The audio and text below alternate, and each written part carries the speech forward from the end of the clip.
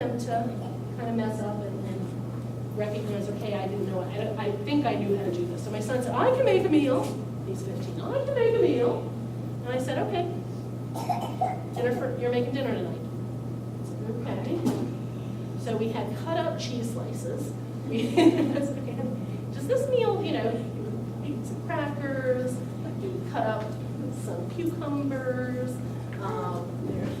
like this cornucopia of things he pulled out of the cabinet. And I said, does this look like a meal that we would get at a restaurant? Does this look like a meal Mom would put on the table? He's like, no, but this is the meal I made. I said, and for that reason it's fabulous and we will eat it. But we want to teach you how to make a meal that will impress somebody who you bring over for dinner. You want to win a girl's heart, so just tell me. So teaching them how to make meals. Talking about things like unwrapping the bubble wrap, we're going to start not having a curfew. Now, for some of you, you may wish to have a car curfew, and for some of them, they're still under the Virginia rules about when they have to be home and leave the house. So that applies, all the laws apply. A safety word. So we want this, and we encourage them to use this with their roommate in college. My daughter can text me from anywhere, anytime. And she texts me the word rainbow. I have Find Your iPhone. I go to her, I pick her up, no questions asked for 24 hours. Self-soothing strategies. You ask the question, what do you do when you're stressed and you want to not be stressed? How do you de-stress? And drinking and drugs is making acceptable. Video games, don't love it, but because it also stimulates the dopamine center in our brain is a big deal. But reading, taking a bath, talking to friends, going for a walk. And talk with them about the things you do to de-stress. And if you don't do those things, start doing those things. Start making a list of the things you do to help manage your anxiety and stress in your life. Don't remind them to put gas in the car. Don't remind them to bring their backpack. Don't remind them, don't forget that slip I signed. Don't remind them. We're unwrapping the bubble wrap. So I loved it when the assistant principal got up and said, the forms are going to be going out and you can fill out. Don't fill out their forms. These are their forms. Imagine how pissed off the grandparents are going to be if you didn't get the tickets. Well, that's a pretty natural consequence. It's horrible, but part of it is stepping up. When they go to college, they're going to be told, you need to go to the bursar's office and sign this form, and if they don't do it, they will not be registered for next semester. They won't get their classes. And then they'll say, that school has all these rules, and it's like, I can't believe it, and they made it so hard for me. It's like, no. They sent you 15 emails. Grandparents forgive the grandkids before they forgive Yes. the parents. Fair enough. Okay, maybe not. The idea is to let them fail. That's my little crap kid. It says fragile. I love that. So last piece, the idea of a gap year. For some students, and I know there is somebody in this room that this applies to, more than 75, 85% of their college application was either done by a parent or a professional whom we paid to do that. You know who you are. If that is the case, your student's not ready to go to college.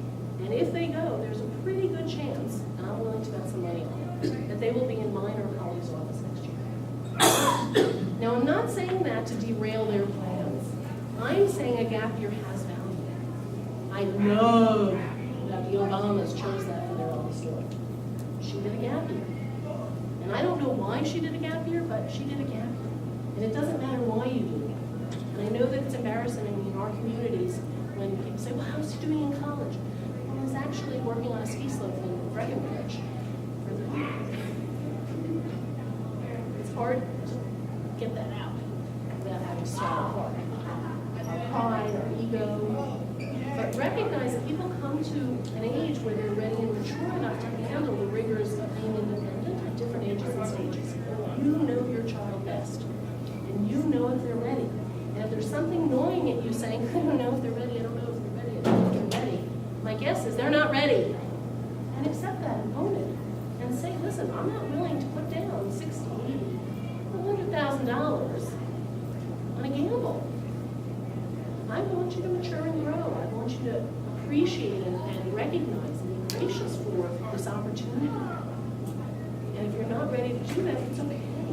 Not everybody is. And all of the research on gap year kids says they do go to college, and they do better than their peers who started coming straight out of college, out of high school. You know, for some of our kids, they have had 4 years of college already almost. So they need a break. Yes. The Northern Virginia Gap Fair is every Tuesday at Marshall. Yes. Yeah, so it's a gap year fair, Yeah. which is fabulous. Julie Haynes and a bunch of her colleagues have created one as well. You can look on her website for one, and they'll probably be there as well. But there are fabulous opportunities, and really growing, maturing, developing skills that they will need that will help them succeed, not just in college, but in life. So if you're still kind of doing all the laundry and putting it away, think about the number of things you're doing for your child and think about, if I'm not there, will they be able to do this for themselves? Oh, my freshman year, by the way, didn't pay me to do the laundry. And I did it through midterms. Okay, that's it. So for some of you, you're already kind of feeling done because you're committed. Your kids are committed. It should be clear there. But in terms of what college, this is another referral I get very commonly. My daughter got into UVA, and she got into Christopher Newport.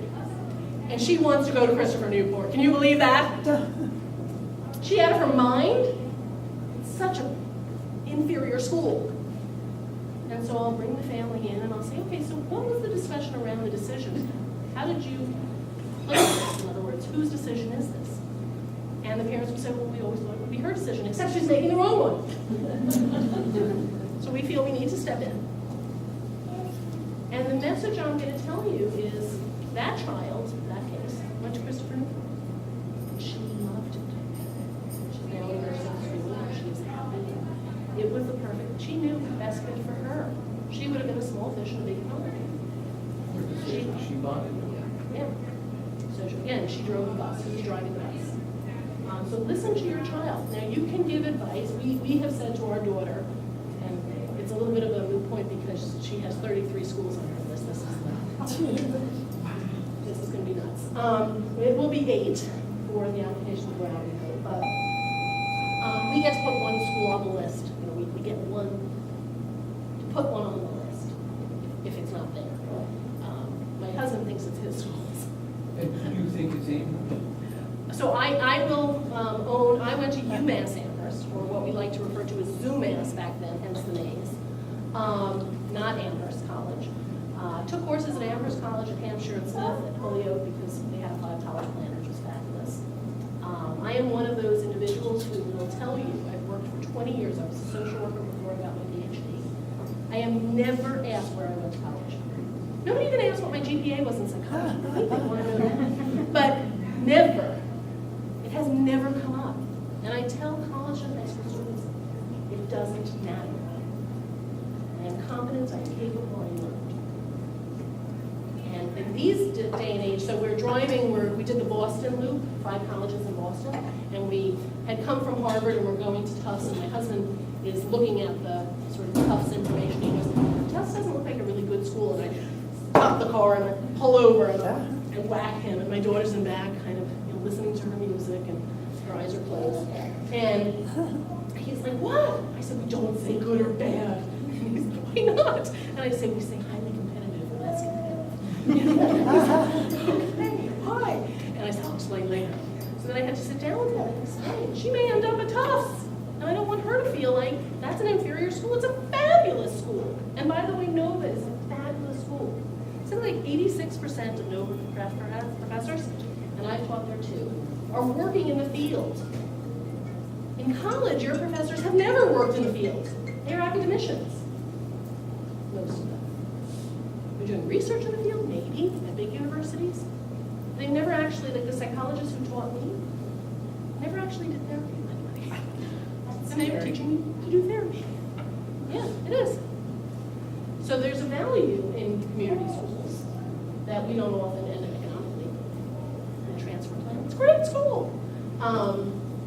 Okay, think about sort of the statistics and whose decision it is.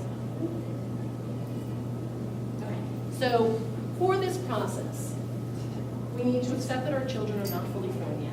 They are going to have hiccups and bumps along the way. They're going to make bad choices and bad decisions. And the more open we are to whatever they're going to tell us, meaning the more we don't go, "What did you do?" when they tell us what they did, and we kind of calmly say, "Okay, let's talk about this and what informed that decision, and why do you think you did what you did, and if you had to do it over again, what would you do differently?" The more they're willing to open up and tell us what's going on. Your job is shifting from what I would say is sort of coach or advisor to consultant. And a consultant's job is to sort of hear the problem and facilitate the generation of answers. So almost assist them in brainstorming. Your job is not to give answers. So no recommendations, no suggestions, no advice. I'll say it again. No recommendations, no suggestions, no advice, unless asked for. And if asked for, I'm going to give you a recommendation that you haven't thought of it. Well, I don't know, like my grandmother did. I never went to college. Or I don't, things are